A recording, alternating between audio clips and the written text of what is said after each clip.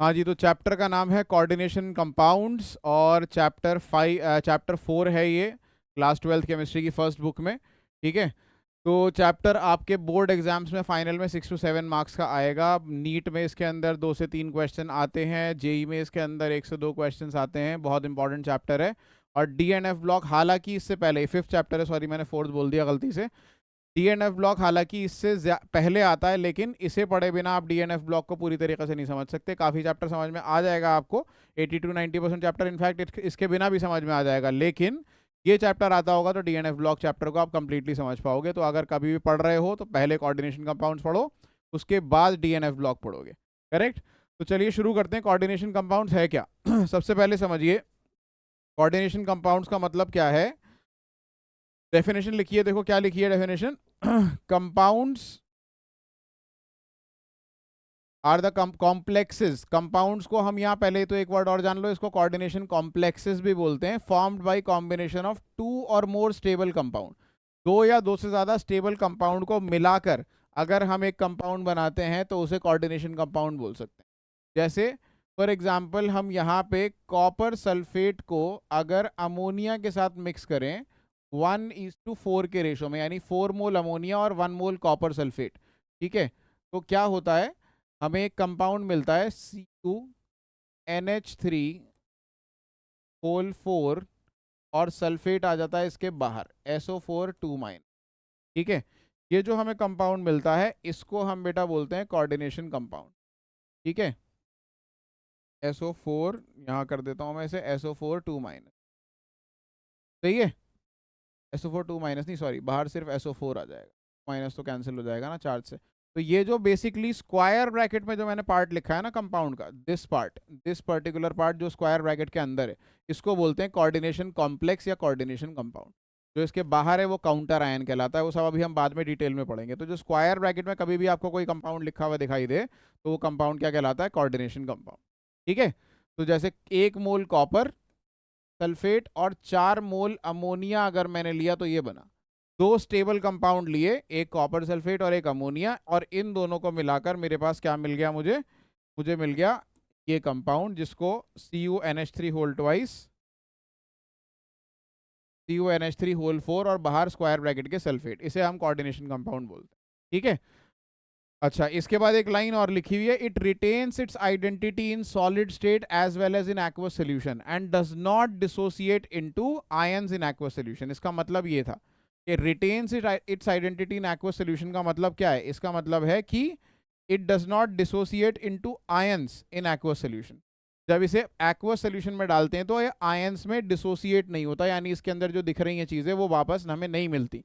For example ये लिखा हुआ है जैसे Fe CN होल 6। ठीक है, अब इसमें जो पार्ट स्क्वायर ब्रैकेट में है ना बेटा, उस पर नोटिस करो सिर्फ, FeCN होल 6, ये जो पार्ट है स्क्वायर ब्रैकेट में, यही पार्ट कोऑर्डिनेशन कंपाउंड है।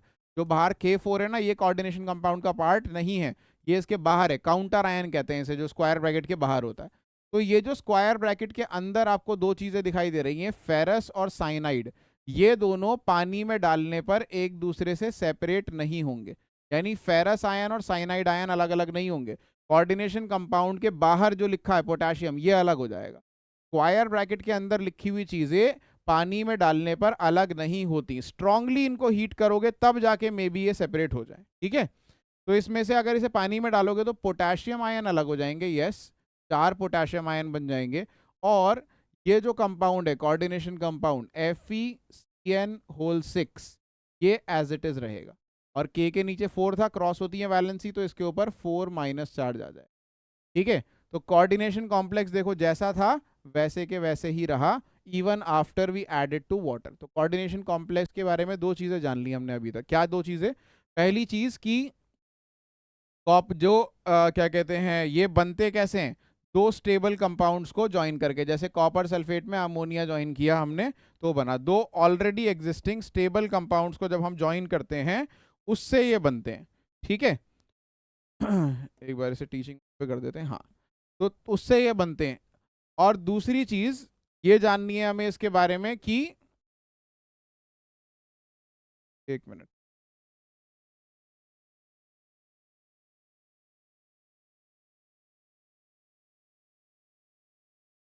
हाँ जी, तो दूसरी चीज हमें ये जाननी है इसके बारे में बेटा कि अ, पानी में डालने पे ये डिसोसिएट नहीं होता आयंस में। पहली चीज तो ये जाननी है कि दो स्टेबल कंपाउंड्स को ज्वाइन करके ये बनता है, जैसे कॉपर सल्फेट और अमोनिया को ज्वाइन करके बना था। दूसरी चीज, ऐसे बहुत सारे स्टेबल कंपाउंड्स को ज्वाइन करके अलग अलग बन सकते हैं। जैसे ये वाला जो बना होगा ये प्रॉबली पोटेशियम साइनाइड और फेरस आयंस को, आयरन के कोई कंपाउंड को ज्वाइन करके बना होगा। आयरन और फेरस साइनाइड और पोटेशियम साइनाइड से बना होगा। ये जो कंपाउंड है ये मोस्ट लाइकली KCN और FeCN होल ट्वाइस या whole thrice, whole twice probably इनके कॉम्बिनेशन से बना होगा। ठीक है, अब क्या रेशो रहा होगा वो सब बात की बात है, वो इतना इंपॉर्टेंट नहीं है कैलकुलेट करना। लेकिन पॉइंट ये है कि दो स्टेबल कंपाउंड्स को ज्वाइन करके कोऑर्डिनेशन कंपाउंड्स बनते हैं, और पानी में डालने पर वो कंपाउंड डिसोसिएट नहीं होते आयंस में, एज इट इज रहते हैं। देखो नीचे वाला एक और कंपाउंड दिखाता हूँ, इसके नीचे जो एग्जाम्पल लिखा हुआ है, कोबाल्ट NH3 NO2, और स्क्वायर ब्रैकेट यहाँ क्लोज हो रहा है और फिर बाहर Cl2 है। तो स्क्वायर ब्रैकेट के बाहर जो Cl2 है ये तो अलग हो जाएगा और ये पूरा एज इट इज एक साथ रहेगा। ठीक है, तो देखो क्या बनेगा आंसर में इसके, कोबाल्ट NH3 ये एज इट इज, और NO2 भी इसके साथ में, ये भी, ये पूरा का पूरा एज इट इज रहेगा। और बाहर जो Cl2 है, दो Cl हैं, ये अलग हो जाएंगे, Cl माइनस आयन निकलेंगे कितने, 2। ठीक है, और क्योंकि यहाँ पे 2 लगा हुआ था, वैलेंसी क्रॉस होगी तो कोऑर्डिनेशन कंपाउंड पे चार्ज क्या आएगा, वैलेंसी क्रॉस होती है ना बेटा, इसके जो नीचे नंबर लगा होता है वो इसकी वैलेंसी होती है, इसके नीचे जो नंबर लगा होता है वो एनायन की वैलेंसी। तो Cl2 लगा हुआ है तो इसका मतलब कोऑर्डिनेशन कंपाउंड की वैलेंसी क्या है, +2। और क्लोराइड पे आपको पता है -1 चार्ज होता है, 2 क्लोराइड है इसलिए 2Cl-। ठीक है, तो this is how coordination compounds are, दो या दो से ज्यादा स्टेबल कंपाउंड्स के कॉम्बिनेशन से बनते हैं, और पानी में डालने पर इनके ये आयंस में डिसोसिएट नहीं होते, अपनी आइडेंटिटी रिटेन करते हैं। ठीक है, उसके बाद और क्या प्रॉपर्टीज है, कोऑर्डिनेशन कंपाउंड्स और कॉम्प्लेक्सेस भी कहते हैं इन्हें, do not ionize in water, ये तो बता दिया already. These compounds are generally formed by D block element, ज्यादातर ये कंपाउंड कौन बनाते हैं, डी ब्लॉक एलिमेंट। देखो यहाँ एलिमेंट देखो, किसने बनाया, आयरन ने बनाया ये कंपाउंड, कोबाल्ट ने बनाया। ज्यादातर इसके अंदर जो एलिमेंट होगा, जो मेन सेंट्रल मेटल एटम होगा, वो कौन सा मेटल होगा, डी ब्लॉक का मेटल होगा, ट्रांजिशन मेटल होगा कंपाउंड बनाने वाला। ठीक है, जैसे मैंने ऊपर भी लिखा था, देखो कॉपर का कंपाउंड बनाया था, कॉपर क्या है, ट्रांजिशन मेटल है। ठीक है, डी ब्लॉक का मेटल है। तो जो डी ब्लॉक के मेटल्स होते हैं ज्यादातर वही ये कंपाउंड्स बनाते हैं। ठीक, उसके बाद क्या लिखा हुआ था, D block metal generally forms more bonds in a complex compare to its maximum oxidation state. ठीक है, ये पॉइंट बेटा ध्यान से समझो क्या मतलब है। तो डी ब्लॉक एलिमेंट जब कोऑर्डिनेशन कंपाउंड बनाता है तो उसके अंदर उसके बॉन्ड्स उसकी मैक्सिमम ऑक्सीडेशन स्टेट से ज्यादा होते हैं। जैसे आयरन, आपको पता है आयरन की ऑक्सीडेशन स्टेट क्या एग्जिस्ट करती है, Fe2+ या फिर Fe3+, तो यानी मैक्सिमम 3+ एग्जिस्ट करता है आयरन में। लेकिन यहाँ देखो आयरन 6 साइनाइड से जुड़ा हुआ है बेटा, कितने बॉन्ड्स बना रखे हैं इसने, आयरन ने 6 बॉन्ड्स बना रखे हैं, लेकिन मैक्सिमम वैलेंसी क्या है, 3। तो अपनी मैक्सिमम वैलेंसी से ज्यादा बॉन्ड्स बना रहा है आयरन। ठीक है, सेम कोबाल्ट का देखो, कोबाल्ट की भी मैक्सिमम वैलेंसी बेटा चेक करेंगे आप, +3 ही होती है। लेकिन यहाँ कोबाल्ट ने भी देखो कितने, 5 बॉन्ड अमोनिया से बना रखे हैं, 1 बॉन्ड NO2 से बना रखा है। ठीक है, तो इसने भी 6 बॉन्ड्स बना रखे हैं यहाँ पे कोबाल्ट ने। तो मैक्सिमम वैलेंसी +3 है लेकिन बॉन्ड 6 बना रखे हैं। कॉपर को देख लो, कॉपर की मैक्सिमम वैलेंसी बेटा, कॉपर या तो 1+ होता है कॉपर, या फिर 2+, कॉपर की वैलेंसी 2+ से ज्यादा नहीं होती कभी भी। लेकिन यहाँ पर कॉपर 4 अमोनिया से जुड़ा हुआ है, 4 बॉन्ड्स बना रखे हैं कॉपर ने, मैक्सिमम वैलेंसी 2 है लेकिन बॉन्ड कितने बना रखे हैं, 4। ज्यादातर केस में P ब्लॉक में और S ब्लॉक में ऐसा होता था कि जब वो कंपाउंड बनाते हैं जो उसकी वैलेंसी होती है मैक्सिमम उतना ही बॉन्ड बना पाता है। यहाँ क्या हो रहा है, जो मैक्सिमम वैलेंसी है उससे ज्यादा बॉन्ड बना रहा है सेंट्रल एटम। कैसे बना रहा है, क्यों बना रहा है, ये सब बात की बातें हम इस चैप्टर में सीखेंगे आगे। लेकिन मेन चीज याद क्या रखनी है, फिर से समराइज करता हूँ इस पूरे पेज को, क्या कराया हमने इस पेज में। सबसे पहले हमने समझा कोऑर्डिनेशन कॉम्प्लेक्स बनता कैसे, कंपाउंड बनता कैसे। तो उसमें हमने सीखा कि दो या दो से ज्यादा स्टेबल कंपाउंड आपस में कंबाइन करते हैं एक फिक्स्ड रेशो में, उससे कोऑर्डिनेशन कंपाउंड बनता है। दूसरी बात सीखी, कोऑर्डिनेशन कंपाउंड पानी में डालने पे ब्रेक डाउन नहीं होता आयंस में, एज इट इज रहता है।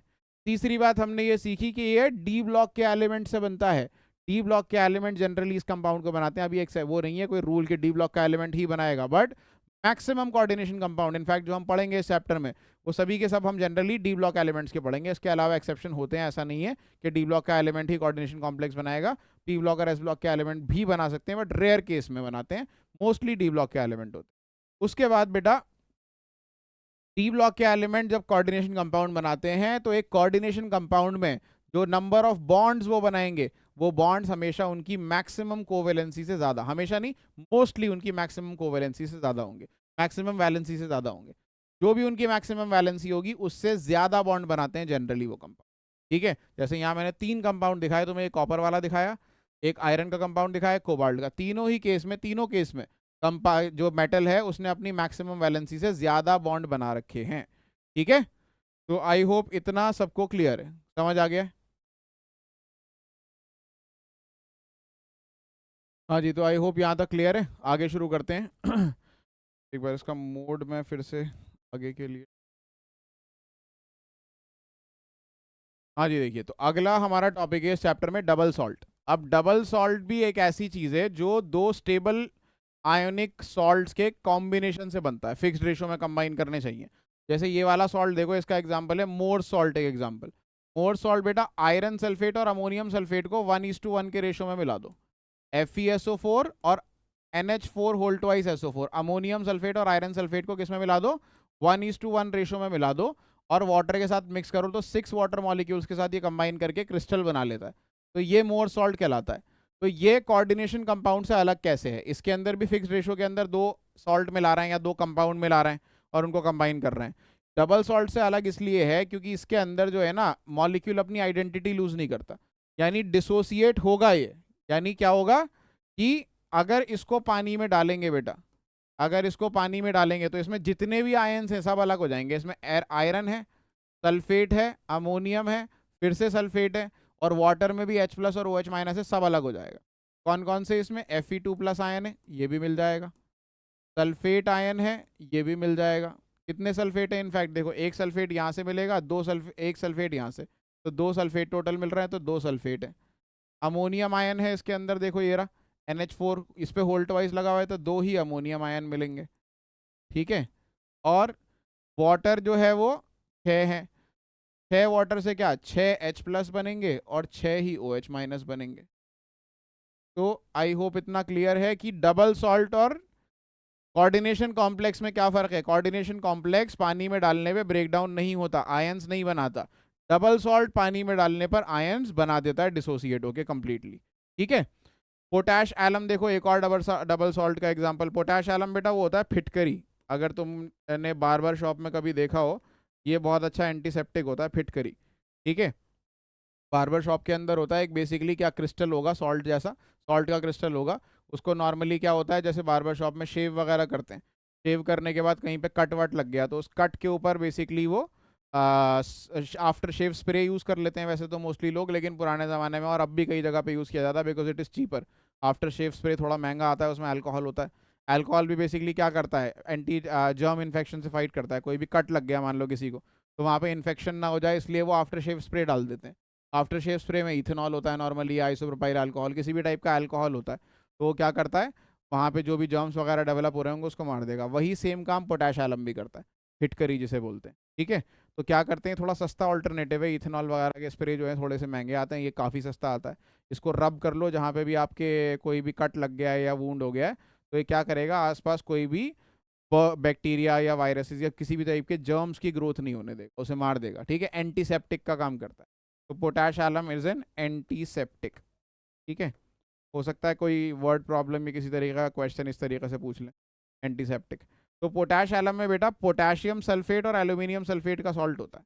पोटैश एलम किसका होता है, पोटेशियम सल्फेट और एल्यूमिनियम सल्फेट का सॉल्ट होता है। देखो ध्यान से देखो, इसमें पोटेशियम आयन है, एल्यूमिनियम आयन है और 2 सल्फेट आयन है, और 12 वाटर मॉलिक्यूल है क्रिस्टलाइजेशन। इसे अगर पानी में डालोगे तो ये ब्रेक डाउन होकर पोटेशियम आयन देगा एक, क्योंकि एक ही पोटेशियम है। एल्यूमिनियम आयन देगा वो भी एक, Al पे 3+ होता है। सल्फेट आयन देगा 2, क्योंकि देखो यहाँ सल्फेट कितने लगे हुए हैं 2, SO4 2- वाले 2 आयन देगा। और 12 वाटर मॉलिक्यूल हैं इसके अंदर, तो 12 H+ और 12 OH। ठीक है,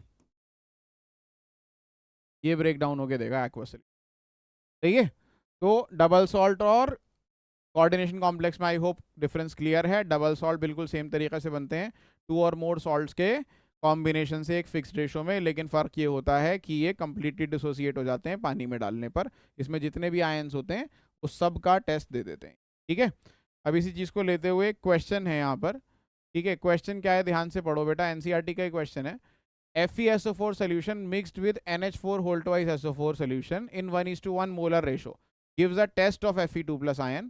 ठीक है, but copper sulfate solution mixed with a aqueous ammonia in 1:4 molar ratio does not give the test for copper 2 plus ion. ये दोनों सॉल्ट मैंने आपको करा दिया, आपको आराम से समझ में आ जाना चाहिए। ठीक है,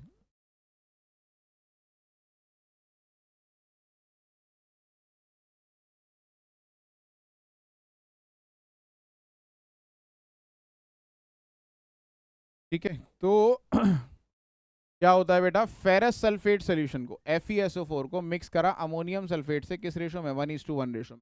अभी जस्ट मैंने तुम्हें बताया, अगर मैं FeSO4 को अमोनियम सल्फेट से 1:1 के रेशो में मिक्स करूंगा, sorry NH4 whole twice SO4 है, दिया मैंने SO4 1:1 यानी 1 मोल इसका और 1 मोल इसका मिक्स करूंगा पानी की प्रेजेंस में, तो ये मोर सॉल्ट बना देगा। FeSO4 dot NH4 whole twice SO4 ये बना देगा। ठीक है, and this ammonium sulphate being a double salt, being a double salt, it completely breaks down. ठीक है, ये ब्रेक्स डाउन इन aqueous solution, ठीक है, to give a test of Fe2 plus ion. यानी इस सॉल्ट सोल्यूशन को अगर हम टेस्ट करेंगे, किसके लिए, Fe2 प्लस आयंस टेस्ट करेंगे इसमें है या नहीं, तो टेस्ट हमें पॉजिटिव मिल जाएगा। क्यों, क्योंकि ये सॉल्ट कंप्लीटली ब्रेक डाउन हो जाता है और Fe2 प्लस आयंस प्रोड्यूस कर देता है। देखो ये सॉल्ट है, फेरस सल्फेट और अमोनियम सल्फेट, डबल सॉल्ट है, ब्रेक डाउन होगा, क्या बना देगा, Fe2 प्लस आयंस तो बनाएगा ही ना, सल्फेट भी बनाएगा, अमोनियम भी बनाएगा, बेसिकली Fe2 प्लस बना देगा। तो इसीलिए क्या लिखा है, gives the test for Fe2 plus ion. Fe2 plus ion का केमिकल टेस्ट करोगे तो आपको लगेगा, आपको मिल जाएगा कि इसके अंदर Fe2 प्लस आयन प्रेजेंट है। ठीक है, लेकिन क्या बोला, बट अगर कॉपर सल्फेट को सोल्यूशन को मिक्स कर दें अमोनिया के साथ 1:4 मोलर रेशो में, कॉपर सल्फेट को 1:4 रेशो में अमोनिया के साथ मिक्स कर दें, यानी 1 मोल कॉपर सल्फेट और 4 मोल अमोनिया। अभी बताया तो मैं चैप्टर के जस्ट स्टार्टिंग में कि ये दोनों मिलके क्या बना देते हैं बेटा, ये दोनों मिलके एक कोऑर्डिनेशन कॉम्प्लेक्स बना देते।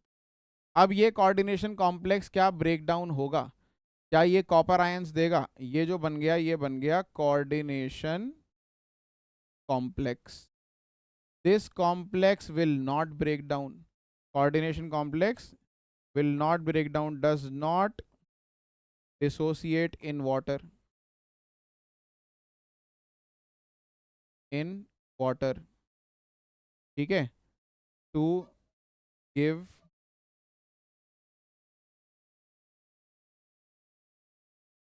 a test for Cu2 plus ion.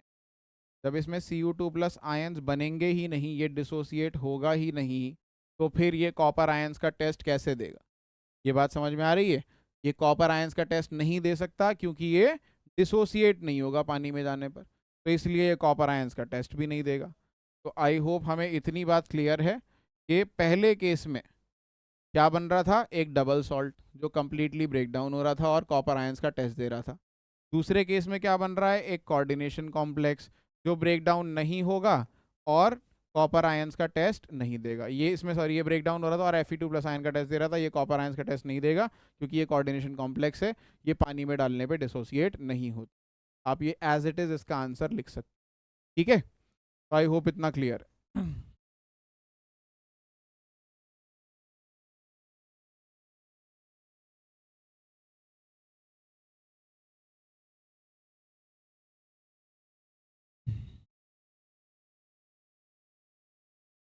हाँ जी, तो नेक्स्ट है parts of a coordination compound. ठीक है, एक कोऑर्डिनेशन कंपाउंड मैं आपके सामने लिख देता हूँ यहाँ पे, और फिर हम पढ़ेंगे कि उसके पार्ट्स क्या क्या होते हैं। FeN6, ये जो हमने अभी कोऑर्डिनेशन कंपाउंड लिखा था यही लिख लेते हैं, और इसके बाहर क्या था यहाँ पे, 4 पोटेशियम K4। ठीक है, अब ध्यान से समझना ये क्या है। सबसे पहले तो ये जो पूरा स्क्वायर ब्रैकेट वाला पार्ट होता है मैंने आपको बता ही दिया था, इसको बोलते हैं कोऑर्डिनेशन कंपाउंड या कोऑर्डिनेशन कॉम्प्लेक्स। इसे बोलते हैं कोऑर्डिनेशन कंपाउंड या कॉम्प्लेक्स, कोऑर्डिनेशन कंपाउंड या कॉम्प्लेक्स, या फिर स्फीयर भी बोलते हैं, coordination. Coordination compound, coordination complex या कोऑर्डिनेशन स्फीयर, कुछ भी बोल सकते हैं। अब इस कोऑर्डिनेशन कंपाउंड के बाहर का जो हिस्सा होता है, ये जो भी लगा होगा स्क्वायर ब्रैकेट के बाहर, अभी स्क्वायर ब्रैकेट के कभी लेफ्ट पे कुछ लगा होगा, जैसे पोटेशियम लगा था, पिछले केस में तुमने देखा एक जगह सल्फेट भी लगा था कोऑर्डिनेशन कॉम्प्लेक्स के बाहर। यहाँ पे कहाँ गया, पीछे था, ये रहा, इसमें क्लोराइड लगा था बाहर। ठीक है, इसके अंदर कॉपर सल्फेट वाले के अंदर सल्फेट लगा था। तो बेसिकली जो भी बाहर लगा होगा, लेफ्ट पे हो चाहे राइट पे, उसे बोलते हैं काउंटर आयन। उसे बोलते हैं क्या, काउंटर आयन। ठीक है, अब चाहे वो कोऑर्डिनेशन कंपाउंड के लेफ्ट में लगाओ चाहे राइट में लगाओ, जो भी स्क्वायर के बाहर होगा, स्क्वायर ब्रैकेट के बाहर होगा, वो काउंटर आयन होगा। अब स्क्वायर ब्रैकेट के अंदर जो पहली चीज होगी यहाँ पर, हमेशा वो एक मेटल एटम होगा, iron, cobalt, copper, mostly D block का एलिमेंट होगा, कोई ना कोई मेटल एटम होगा डी ब्लॉक का। ठीक है, इसको बोलते हैं central metal atom, central metal atom, या फिर सेंट्रल मेटल आयन भी बोल। ठीक है, एटम या आयन। तो आई होप इतना हमें क्लियर है। उसके बाद बेटा जो भी मेटल के बाद लिखा होगा यहाँ पे, जैसे यहाँ साइनाइड लगे हैं 6, किसी केस में साइनाइड की जगह अमोनिया लगे थे कॉपर वाले में, किसी में अमोनिया और नाइट्रो थे, यानी 6 के 6 एक टाइप के हैं, कहीं पे 5 एक टाइप के 2 अलग, 3 एक टाइप के 2 अलग एक अलग। बेसिकली इस एटम के बाद जो डी ब्लॉक का एलिमेंट है यहाँ पे, डी ब्लॉक का जो मेटल है, उसके बाद जो भी लगा होगा उस सबको बोलते हैं बेटा लीगेंड। ठीक है, क्या बोलते हैं, लीगेंड, LIGAND। ठीक है, लीगेंड। अब ये लीगेंड जो है क्या होते हैं, कैसे होते हैं, क्या करते हैं, ये सब हम अभी आगे सीखेंगे। तो इतना आई होप क्लियर है कि स्क्वायर ब्रैकेट के अंदर जो भी है वो सब क्या है, कोऑर्डिनेशन कॉम्प्लेक्स, कोऑर्डिनेशन कंपाउंड या कोऑर्डिनेशन स्फीयर या कोऑर्डिनेशन एंटिटी भी लिखा होता है कहीं कहीं पे, तो उससे भी कंफ्यूज मत होना, कोऑर्डिनेशन एंटिटी भी बोल देते हैं कहीं पे। ठीक है, उस कोऑर्डिनेशन स्फीयर के अंदर सबसे पहला जो लिखा होगा, सबसे पहला वो हमेशा एक मेटल एटम होगा डी ब्लॉक का, और उसे बोलते हैं सेंट्रल मेटल एटम या सेंट्रल मेटल आयन। ठीक है, उसके बाद जो भी लिखे होंगे, कभी 2 होंगे, कभी 3, 4, 5, 6 तक हो सकते हैं ग्रुप्स या एटम्स, उनको बोलते हैं लीगेंड्स। वो ग्रुप्स भी हो सकते हैं, एटम्स भी हो सकते हैं, उन सबको क्या बोलते हैं, लीगेंड्स। ठीक है, और कोऑर्डिनेशन स्फीयर के बाहर जो भी होगा, चाहे लेफ्ट पे कुछ लगा हो चाहे राइट पे, उसको बोलते हैं काउंटर आयन। ठीक है, तो यहां तक क्लियर है। अब आगे समझते हैं क्या है। अब देखो बेटा, कॉम्प्लेक्स जो है वो 2 टाइप के डिवाइड कर दिए, होमोलेप्टिक और हेट्रोलेप्टिक कॉम्प्लेक्स। होमोलेप्टिक हेट्रोलेप्टिक क्या है, देखो, होमोलेप्टिक कॉम्प्लेक्स हो गया complex with a single type of ligand, सारे लीगेंड एक जैसे हों, जिसके अंदर एक ही सिंगल टाइप के हों, जैसे अभी बनाया था मैंने, ये Fe वाला ही बनाया था, K4 बाहर था और अंदर क्या थे, Fe के साथ कितने ले थे, 6 के 6 साइनाइड थे और कुछ नहीं था। ठीक है, और एग्जाम्पल जैसे कॉपर के साथ बनाया था अमोनिया वाला, तो NH3 होल 4 और बाहर था सल्फेट। तो इन दोनों ही केस में देखो, साइनाइड है, 6 के 6 साइनाइड ही है, अमोनिया है तो 4 के 4 अमोनिया ही है, जो लीगेंड है वो एक सिंगल टाइप के हैं, यहाँ सारे साइनाइड है, यहाँ सारे अमोनिया है। हेट्रोलेप्टिक कॉम्प्लेक्स में बेटा क्या होगा कि लीगेंड एक से ज्यादा टाइप के हो सकते हैं, जैसे मान लो मैंने बना दिया K2 Fe N होल 4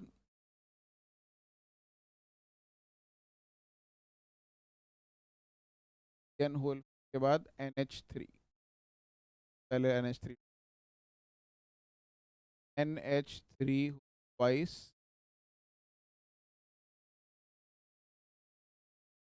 ऐसे लगा दिया, 2 टाइप के लीगेंड, 2 अमोनिया है, NH3 है, सॉरी लिख दिया मैंने, 2 अमोनिया है और 4 साइनाइड है बेटा।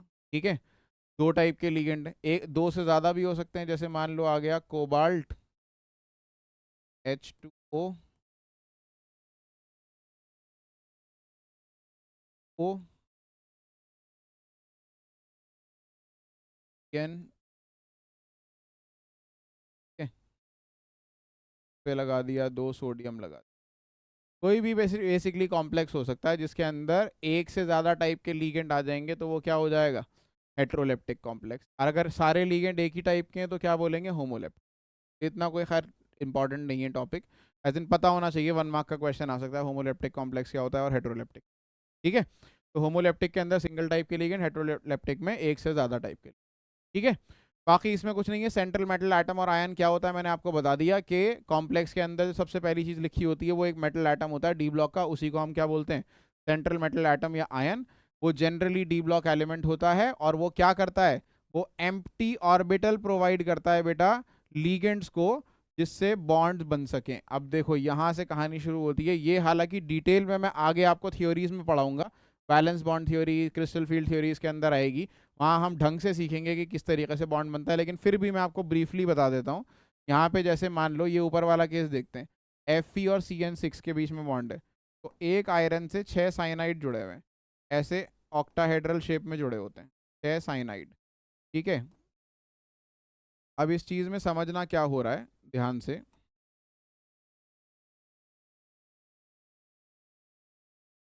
बेटा सेंट्रल एटम जो होता है आयरन, ये क्या प्रोवाइड करता है, ये प्रोवाइड करता है एम्प्टी ऑर्बिटल, एम्प्टी ऑर्बिटल, खाली ऑर्बिटल प्रोवाइड करता है।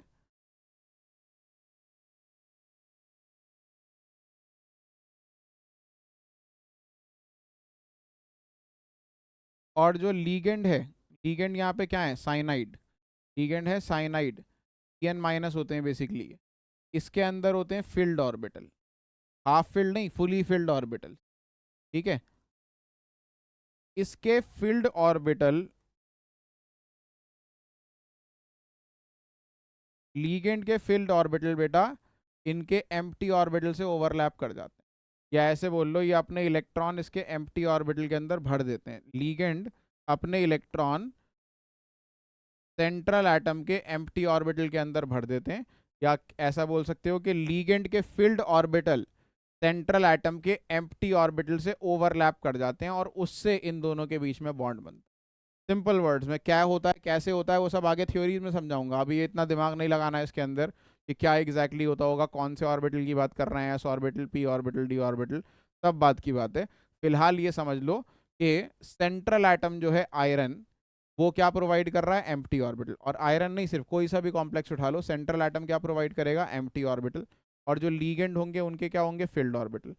फील्ड ऑर्बिटल और एम्प्टी ऑर्बिटल आपस में ओवरलैप करेंगे, या कह लो ऐसा कि लीगेंड अपने इलेक्ट्रॉन लाकर सेंट्रल एटम के एम्प्टी ऑर्बिटल में भर देगा, उससे लीगेंड और सेंट्रल एटम के बीच में बॉन्ड बन जाए।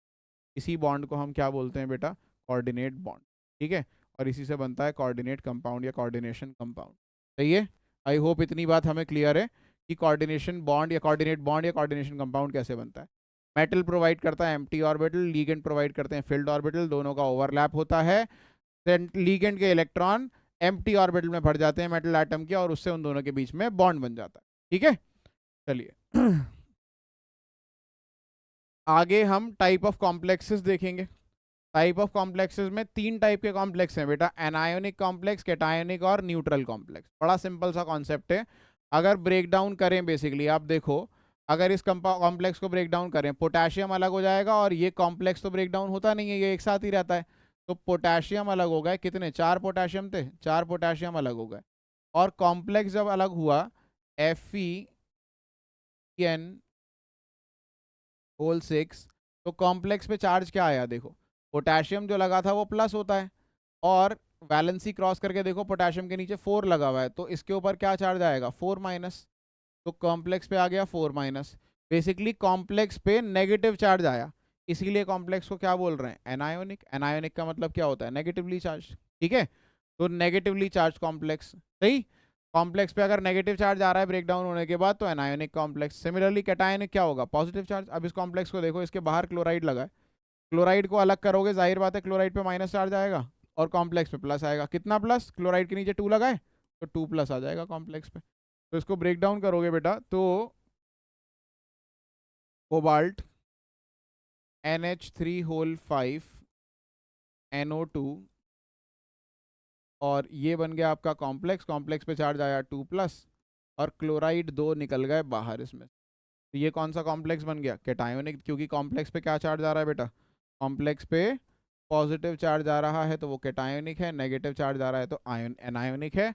और न्यूट्रल कॉम्प्लेक्स जिस पे चार्ज ही नहीं आ रहा, देखो ऐसा कॉम्प्लेक्स है जिसके बाहर काउंटर आयन है ही नहीं, ना इधर ना इधर, काउंटर आयन ही नहीं है और इसके ऊपर कोई चार्ज भी नहीं लगा हुआ, जीरो चार्ज है, तो ये कॉम्प्लेक्स ब्रेक डाउन नहीं होगा।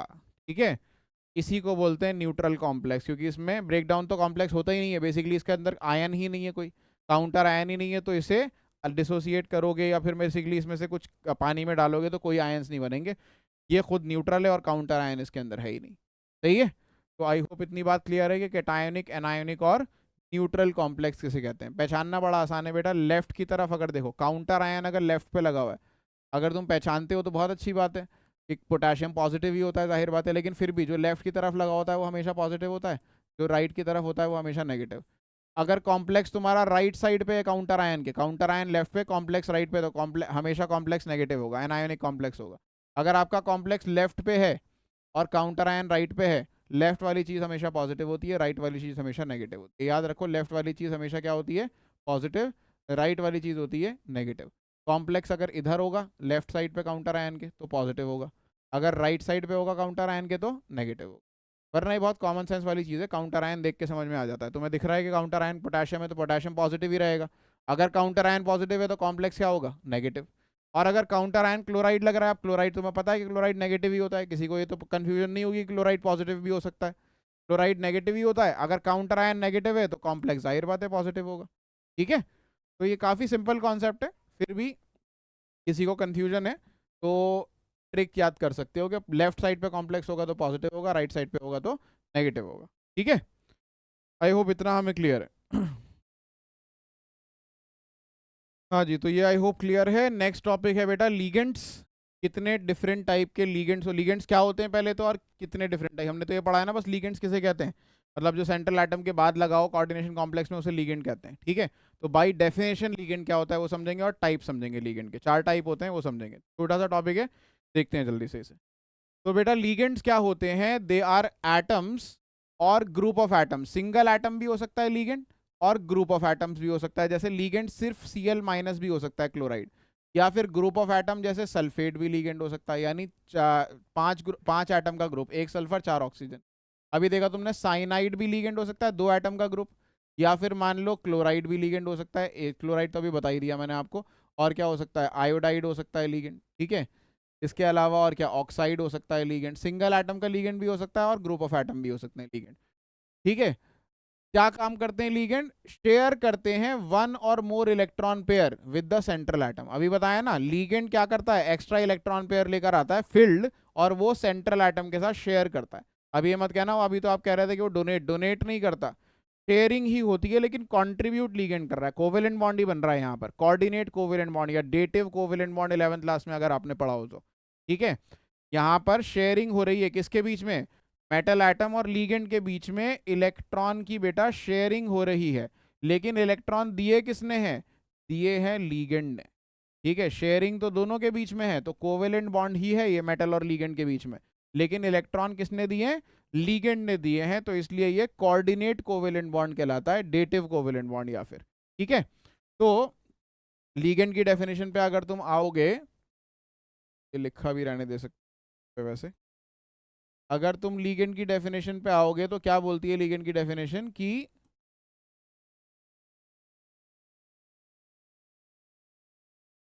ये एटम होते हैं या ग्रुप ऑफ एटम होते हैं जो शेयर करते हैं एक या एक से ज्यादा इलेक्ट्रॉन सेंट्रल एटम के साथ, क्या बनाने के लिए? कोऑर्डिनेट बॉन्ड बनाने के लिए। ठीक है, कोऑर्डिनेट बॉन्ड बनाने के लिए। जनरली जो लीगेंड होते हैं बेटा एनायोनिक होते हैं। देखो अभी तक तुमने जो भी देखे, मैंने Cl माइनस लिखा, OH माइनस लिखा, Cn माइनस लिखा। ठीक है, ज्यादातर एनायोनिक होते हैं, लेकिन कुछ कुछ न्यूट्रल भी होते हैं, एनायोनिक और इलेक्ट्रॉन रिच न्यूट्रल। जैसे इलेक्ट्रॉन रिच कैसे? अमोनिया लिखा था मैंने लीगेंड, इस पे लोन पेयर होता है, अमोनिया में नाइट्रोजन पे लोन पेयर होता है, ये तुमने सीखा होगा, 11th में भी सीखा होगा, वैसे भी पता होना चाहिए। अमोनिया में ये नेगेटिवली चार्ज तो नहीं है, लेकिन क्या है, इस पे लोन पेयर है। तो या तो ऐसी चीज़ है जिन पे नेगेटिव चार्ज हो, जैसे साइनाइड, ठीक है, हाइड्रोक्साइड, क्लोराइड, या तो ये एनायंस होने चाहिए या फिर न्यूट्रल स्पीशीज होनी चाहिए जिन पे क्या हो, लोन पेयर, वो लीगेंड का काम कर सकते हैं। लेकिन but sometimes they are also cationic, किसी किसी केस में बेटा ये कैटायोनिक भी होते हैं। लेकिन इन कैटायोनिक में भी ना ऐसा होता है कि अगर चार्ज आ रहा है पॉजिटिव, लेकिन जो उसके दूसरे एटम होंगे, एक एटम पे पॉजिटिव चार्ज आ रहा है लेकिन उसके एडजेसेंट एटम जो है उसके ऊपर लोन पेयर भी प्रेजेंट है, वो लोन पेयर की मदद से ये बॉन्ड बना लेता है। तो कभी कभार, बहुत कम केसेस हैं कैटायोनिक के, मैं बता दूंगा कौन से हैं, कभी कभार वो कैटायोनिक होते हैं। ठीक है, यहाँ मैंने लिख भी दिया, जैसे NO+ का केस है, इसमें लोन पेयर होता है ऑक्सीजन डोनेट करने के लिए। ठीक है, तो लीगेंड क्या है, एक एटम है, सिंगल एटम या एक ग्रुप ऑफ एटम्स हैं जो सेंट्रल एटम को इलेक्ट्रॉन पेयर, जिसके जो सेंट्रल एटम के साथ इलेक्ट्रॉन पेयर शेयर करते हैं, ताकि उसके बीच में लीगेंड और मेटल एटम के बीच में कोऑर्डिनेट बॉन्ड बन सके। ये लीगेंड ज्यादातर एनायोनिक या न्यूट्रल होते हैं और कभी कभार कैटायोनिक भी होते हैं। ठीक है, अब टाइप ऑफ लीगेंड देख लो बेटा। यूनिडेंटेट लीगेंड सबसे पहला टाइप, चार टाइप पढ़ेंगे इसके, बाईडेंटेट लीगेंड, आगे पढ़ेंगे पॉलीडेंटेट और फिर एम्बीडेंटेट, चार टाइप है। तो देख लेते हैं जल्दी से। यूनिडेंटेट लिगेंड बेटा वो है, डेंटेट का मतलब है दांत, यूनी मतलब एक, एक दांत वाला लिगेंड, यूनिडेंटेट लिगेंड। अब एक दांत वाला सुनने में अजीब सा लगता है, लेकिन एक दांत का मतलब ये है इसके पास एक डोनर एटम है, यानी एक बॉन्ड बनाएगा। एक दांत वाला का मतलब क्या, एक दांत गड़ा देगा अपना किसमें, सेंट्रल एटम में। ये सेंट्रल एटम है, इसके अंदर एक दांत अपना ये गड़ा देगा और उससे बॉन्ड बना ले, ऐसे समझ लो, यूनिडेंटेट इसलिए बोला। ठीक है, तो ligand that has a single donor atom and forms one, एक सिंगल कोऑर्डिनेट बॉन्ड बनाता है। बेटा मेन चीज ये है इसके अंदर कि कितने कोऑर्डिनेट बॉन्ड बनाता है ये सेंट्रल एटम के साथ, वन कोऑर्डिनेट बॉन्ड बनाता है, इसको बोलते हैं यूनिडेंटेट लिगेंड। इसके बहुत सारे एग्जांपल हैं, हाइड्रोक्साइड, क्लोराइड, साइनाइड इसमें नहीं लिखेंगे, साइनाइड एम्बिडेंटेट में आएगा। ठीक है, इसके अलावा ऑक्साइड, सारे हैलोजन इसी में आ जाएंगे, ब्रोमाइड, आयोडाइड, फ्लोराइड। ठीक है, इसके अलावा वाटर, H2O, ठीक है, लोन पेयर होते हैं वाटर पे, यहाँ पे अमोनिया, H3, इस पे भी एक लोन पेयर होता है। ये सब यूनिडेंटेट लिगेंड है। आगे समझ में आ जाएंगे कौन कौन से, मैंने कुछ एग्जांपल यहाँ पे लिख दिए। तो एक डोनर एटम जिसमें हो, यानी जो एक सिंगल कोवेलेंट बॉन्ड बनाए किसके साथ, सेंट्रल एटम के साथ, उसे बोलते हैं यूनिडेंटेट। अब बाईडेंटेट क्या हो गया, जाहिर बात है, बाई मतलब दो, दो दांत वाला लिगेंड, जो दो दांत गड़ा दे अपने किसके अंदर, सेंट्रल एटम के साथ, यानी दो बॉन्ड बनाए सेंट्रल एटम के साथ। तो बेटा इसमें ज़्यादा एग्जांपल नहीं है, कुछ लिमिटेड एग्जांपल्स ही हैं, उनको समझेंगे। पहला एग्जांपल इसके अंदर आ गया ऑक्जेलेट, ऑक्जेलेट, ऑक्जेलेट, ऑक्जेलेट को शॉर्ट में OX लिखते हैं। ठीक है, और या फिर इसका फॉर्मूला होता है C2O4। ठीक है, ये फॉर्मूला होता है। स्ट्रक्चर क्या होता है, C डबल बॉन्डेड O और इससे बॉन्डेड है अनदर डबल बॉन्डेड O। तो इसमें जो दो O- हमें दिखाई दे रहे हैं ना, मैं इनको हाईलाइट कर देता हूँ। ये जो दो O- दिखाई दे रहे हैं, इन दो O- के थ्रू ये बॉन्ड बनाता है। कैसे बनाता है वो भी मैं बताऊंगा अभी आपको। ठीक है, दो O- जो इसके ऊपर दिख रहे हैं, इन माइनस के थ्रू ये बॉन्ड बनाता है। दो डोनर एटम है, दो बॉन्ड्स बनाता है सेंट्रल एटम से। तो ये हो गया बाइडेंटेट। ठीक है, और एग्जाम्पल देख लो बाइडेंटेट लिगेंड के। और एग्जाम्पल में आ जाएगा इथेन 1,2 डाईअमाइन। अगला एग्जाम्पल जो आ जाएगा वो आ जाएगा 1 डाईअमाइन।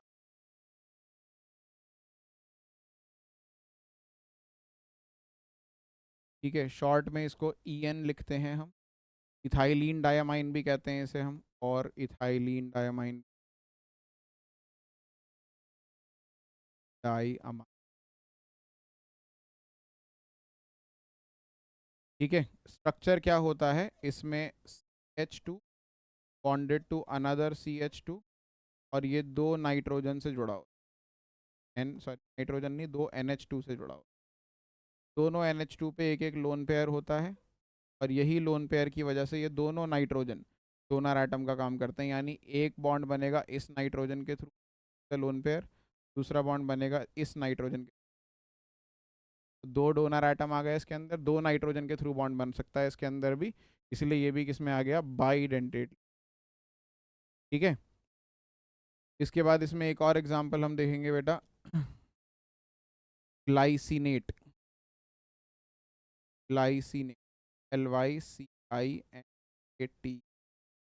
ग्लाइसिनेट, ग्लाइसिन से बना है ग्लाइसिनेट, से शॉर्ट में GLY लिख देते हैं।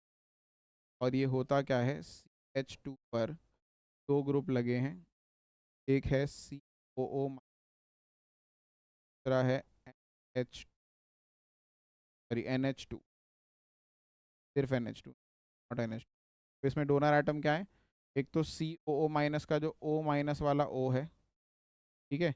इस CO माइनस को बाय द वे ऐसे भी लिख सकता हूँ, ये जो लिखा था ना मैंने यहाँ पे ऑक्सिलेट, इसको ऐसे भी लिखा जा सकता है। ये जो C डबल बॉन्डेड O लिखा था, इसको COO माइनस और इसको C ऐसे भी लिख सकते हैं। ये दोनों ही तरीके ठीक है। इन दोनों में जो O माइनस है यही डोनर एटम, इसमें ये वही दिखा रहा हूँ मैं। CO माइनस का O माइनस डोनर एटम है और NH2 में ये जो NH2 ग्रुप लगा हुआ है इसमें जो N है पे लोन पेयर है, ये डोनर एटम, ठीक है। तो दो डोनर एटम हो गए, इन दोनों डोनर एटम के थ्रू ये इलेक्ट्रॉन ये बॉन्ड बनाता है एटम से, ठीक है। कैसे बनाता है, स्ट्रक्चर क्या होते हैं, वो सब चीज़ें बाद में आएंगी। अभी फिलहाल ये समझ लो कि इस तरीके से ये बॉन्ड बनाते हैं। ये जो इनके दो डोनर एटम है इनके थ्रू बॉन्ड बनाते हैं सेंट्रल एटम से। कैसे बनाते हैं वो सब हम आगे स्ट्रक्चर जब सीखेंगे तो उसके अंदर मैं आपको बना के दिखाऊंगा किस तरीके से बॉन्ड बना। लेकिन फिलहाल ये समझ लीजिए कि कौन कौन से हमारे पास बाइडेंटेट लिगेंड हमें याद करना है जो एनसीईआरटी में गिवन है, ऑक्सिलेट, इथेन 1,2-डायमाइन और ग्लाइसिनेट, ठीक है। ग्लाइसिनेट भी इनफैक्ट एनसीईआरटी में शायद है नहीं, बट कर लो, सिंपल लिगेंड है क्योंकि ये कंपाउंड तो एनसीईआरटी में गिवन है, सही है। अगला जो लिगेंड है बेटा वो है पॉलीडेंटेट। पॉलीडेंटेट का मतलब जिसमें दो से ज्यादा डोनर एटम आ जाए, इससे दो से ज्यादा, अब दो से ज्यादा 3 4 5 6 7 8 9 10 कितने भी होंगे उन सबको पॉलीडेंटेट बोला जाता है। तो अगर 3 आ जाएंगे तो ट्राइडेंटेट हो जाएगा, 4 पे टेट्राडेंटेट, 5 पे पेंटाडेंटेट, 6 पे हेक्साडेंटेट एंड सो ऑन। इन सभी को एक ही कैटेगरी में डाल दिया, क्या, पॉलीडेंटेट। तो इसका एक ही एग्जांपल एनसीईआरटी में हमें गिवन है और वही हमारे काम आता है मोस्टली। पॉलीडेंटेट लिगेंड का एग्जांपल हमें गिवन है ethylene diamine tetra acetate, ethylene diamine tetra acetate, short में बोलते हैं बेटा इसको EDTA, ठीक है। कहीं कहीं पर इसका ऐसे भी लिखा होता है EDTA4 माइनस, इससे 4 माइनस काट जाता है इसलिए EDTA4 माइनस ऐसे भी लिखा होता है, ब्रैकेट लगा के। तो दोनों तरीके हैं इसको लिखने के। अब इसका स्ट्रक्चर समझ लो, वो याद करना है और आता भी एग्जाम में, कई बार बनाने के लिए आ जाता है 1 मार्क का क्वेश्चन CBSE में कि आपको इसका स्ट्रक्चर बनाना है, या MCQ क्वेश्चन बन सकता है स्ट्रक्चर पे। तो क्या है स्ट्रक्चर, दो CH2 लेने हैं, उनको आपस में जोड़ना है ऐसे, दोनों CH2 पे एक एक नाइट्रोजन लगाना है, दोनों नाइट्रोजन पे एक एक एसिटेट ग्रुप लगाना है, दो दो एसिटेट ग्रुप लगाने, एक नाइट्रोजन पे लगाओ CH2OO माइनस, दूसरे नाइट्रोजन पे भी लगाओ CH2OO माइनस, ठीक है। ऐसे ही इस वाले नाइट्रोजन पे भी दोनों लगाओ, एक तरफ लगाओ CH2OO माइनस, ऐसे ही लिखना उल्टा जैसे लिख रहा हूँ, दूसरे पे भी लगाओ CH2COO। ये बन गया इथाइलिन डायमाइन टेट्रा एसिटेट। देखो कैसे इथाइलिन बोल रहे हैं, इसको सेंटर में जो बना हुआ है ये इथाइलिन हो गया, डायमाइन क्योंकि दो नाइट्रोजन है इसके ऊपर, ये रहा दो नाइट्रोजन डायमाइन, और टेट्रा एसिटेट क्योंकि 4 एसिटेट ग्रुप है, 1 2 3 4, 4 एसिटेट ग्रुप, टेट्रा एसिटेट, ठीक है। तो इथाइलिन डायमाइन टेट्रा एसिटेट ऐसे होता है। अब इसमें डोनर एटम कहाँ है बेटा, डोनर एटम देखो हाईलाइट करता हूँ, दो जो नाइट्रोजन एटम लगे हुए हैं इन पे दोनों पे लोन पेयर होता है, तो दो डोनर एटम तो ये हो गए, ठीक है। उसके बाद जो 4 एसिटेट में सारे O माइनस हैं, जितने भी O माइनस है 4 एसिटेट में, 4 O माइनस हो गए ये, तो 4 डोनर एटम ये हो गए। टोटल कितने डोनर एटम है इसमें, टोटल है बेटा 6 डोनर एटम्स, 6 डोनर एटम्स हैं। तो एक तरीके से ये लिगेंड क्या हुआ, हेक्साडेंटेट हुआ, हेक्साडेंटेट लिगेंड हुआ ये, ठीक है। तो मैंने बताया था बाईडेंटेट से ऊपर वाले जितने भी हैं उन सबको पॉलीडेंटेट की कैटेगरी में डाल देते हैं, पॉलीडेंटेट की, इसीलिए हेक्साडेंटेट को हमने पॉलीडेंटेट पूछा। तो कई बार क्वेश्चन में ऐसा MCQ आ सकता है कि इथाइलिन 1,2-डायमाइन जो है वो कौन सा लिगेंड है, तो ये हेक्साडेंटेट लिगेंड है, ठीक है। ऑल्सो भी called, also can be considered as polydentate ligand, ठीक है। इतना क्लियर। लास्ट कैटेगरी बेटा लिगेंड की जल्दी से देखेंगे। लास्ट कैटेगरी है लिगेंड की एम्बीडेंटेट लिगेंड। एम्बीडेंटेट का मतलब ऐसे लिगेंड जिसमें दो डोनर एटम है, अभी बोलोगे तो बाइडेंटेट में था, लेकिन दो डोनर एटम है लेकिन वो किसी एक को यूज करेगा कोऑर्डिनेट बॉन्ड बनाने के लिए, है तो दो डोनर एटम लेकिन एट अ टाइम एक ही से बॉन्ड बनाएगा, दोनों से नहीं बनाएगा। तो इसके बेटा एनसीईआरटी में 3 एग्जाम्पल गिवन है हमें, ध्यान से देखिएगा। पहला आएगा साइनाइड। साइनाइड, साइनाइड में CN लीगेंड है, C से बॉन्ड बनाता है। जो अभी तक हमने एग्जाम्पल किए थे अभी आपको समझाने के लिए, वो साइनाइड थे सारे। अभी ये CN जो है ना, ये उल्टा बॉन्ड भी बना सकता है, जब इसे बोलेंगे हम आइसोसाइनाइड। जब ये बॉन्ड किससे बनाएगा, N से, NC हो जाएगा। C से बॉन्ड बनाएगा तो बोलेंगे साइनाइड, और N से बॉन्ड बनाएगा तो आइसोसाइनाइड। और आपको पता कैसे चलेगा, लिखा होगा बेटा ऐसे ही। अगर उसे CN लिख रखा है तो समझ लो वो C से बॉन्ड बना रहा है। अगर उसको NC लिखा हुआ है क्वेश्चन में या कहीं पे भी, तो वो N से बॉन्ड बना रहा है। साइनाइड होगा या आइसोसाइनाइड, पहला केस हो गया। दूसरा केस जो दे रखा है हमें, वो दे रखा है थायोसाइनाइट। थायोसाइनेट, थायोसाइनेट, थायोसाइनेट यानी SN, S से बॉन्ड बनाता है। इससे बॉन्ड बनाता है SCN, ठीक है, S से बॉन्ड बनाता है। और अगर इसे कर दो आइसोथायोसाइनेट, तो ये N से बॉन्ड बनाता है और ये हो जाता है NC। आइसोथायोसाइनेट हो जाता है NCS, N से बॉन्ड बना। आखिरी केस तीसरा, नाइट्राइटो, नाइट्राइटो N, तो ये N से बॉन्ड बनाएगा। NO2 को बोलते हैं नाइट्राइटो। नाइट्राइटो N बोलोगे तो N से बॉन्ड बनाएगा, मतलब N से, NO2 अगर लिखा है तो क्या लिखोगे, नाइट्राइटो N। और अगर ONO लिख दें इसे, यानी ये O से बॉन्ड बना रहा हो, नाइट्रोजन से बॉन्ड बना रहा है, तो क्या लिखेंगे, NO2, ठीक है, और इसका नाम होगा नाइट्राइटो N। और अगर ये O से बॉन्ड बना रहा है तो नाम होगा बेटा नाइट्राइटो O। क्या नाम होगा, नाइट्राइटो डैश O, ये इसका नाम होगा, अगर ये O से बॉन्ड बना रहा है। पता कैसे लगेगा किससे बॉन्ड बना रहा है, लिखा होगा। अगर NO2 लिखा है तो इसका मतलब N से बॉन्ड बना रहा है। अगर ONO लिखा है तो इसका मतलब O से बॉन्ड बना रहा है। वेरी सिंपल, ठीक है। अगर NO2 लिखा है तो उसका नाम लिखोगे नाइट्राइटो N, ONO लिखा है तो नाम लिखोगे नाइट्राइटो O, ठीक है। अच्छा, एक चीज और देख लो बेटा, जितने भी लीगेंड होते हैं ना, जिनके ऊपर नेगेटिव चार्ज आता है, इनफैक्ट मैंने ये तीनों लिखे हैं, तीनों पे असल में नेगेटिव चार्ज होता है। CN नहीं होता, CN पे हमेशा माइनस चार्ज होता है। अभी यहाँ नहीं लगा रहा है क्योंकि हम लीगेंड दिखा रहे हैं। तो नेगेटिव लीगेंड के नाम जो हैं वो O वर्ड से एंड होते हैं। तो साइनाइड नहीं होगा, ये क्या होगा, साइनाइडो होगा। साइनाइड नहीं होगा, क्या होगा, साइनाइडो। ऐसे ही आइसोसाइनाइड नहीं होगा, क्या होगा, आइसोसाइनाइडो। सिमिलरली साइनेट में भी SCN जो होता है वो SCN माइनस होता है असल में, जैसे CN माइनस था ऐसे ही SCN भी क्या होता है, माइनस होता है। तो इसमें भी नाम थायोसाइनेट नहीं होता, थायोसाइनेटो होता है, और आइसोथायोसाइनेटो होता है, ठीक है। साइनेटो नहीं होता, थायोसाइनेटो होता है, और आइसोथायोसाइनेटो होता है। क्योंकि ये लीगेंड क्या है, नेगेटिवली चार्ज। लीगेंड के नाम में, लीगेंड जितने भी नेगेटिवली चार्ज हैं उनका नाम O से एंड होगा, लेटर O से। जैसे क्लोराइड होता है, क्लोराइड, Cl माइनस को क्लोराइड बोलते थे, अभी हम क्लोराइड नहीं बोलेंगे, क्या बोलेंगे बेटा, क्लोराइडो बोलेंगे, ठीक है। जब भी लीगेंड की फॉर्म में होगा वो, तो उसे क्या बोलेंगे, क्लोराइडो। लीगेंड अगर नेगेटिवली चार्ज है उसका नाम O लेटर से एंड होगा, ये ध्यान रखना, ठीक है। तो साइनाइडो, आइसोसाइनाइडो, थायोसाइनेटो, आइसोथायोसाइनेटो, नाइट्राइटो N और नाइट्राइटो O। NO2 में भी वही चक्कर है, NO2 जो होता है, NO2 माइनस होता है, इसलिए उसका नाम O से एंड हो रहा है, नाइट्राइटो, नाइट्राइट नहीं है, ठीक है।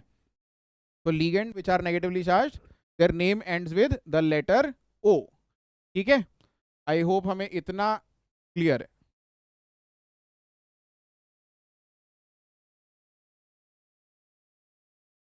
ओके जी, तो यहाँ तक था कोऑर्डिनेशन कंपाउंड्स के बारे में कुछ इंट्रोडक्शन कि कैसे बनते हैं कोऑर्डिनेशन कंपाउंड, उसके कंपोनेंट्स क्या होते हैं, सेंट्रल मेटल एटम क्या होते हैं, लीगेंड क्या होते हैं, कितने टाइप के होते हैं, ठीक है।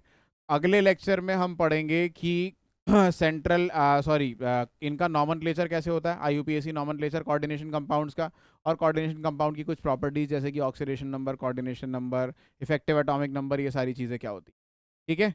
तो मिलते हैं नेक्स्ट लेक्चर में, तब तक के लिए चैनल को देखते रहिए, सब्सक्राइब करिए, लाइक करिए, शेयर करिए अपने दोस्तों के साथ।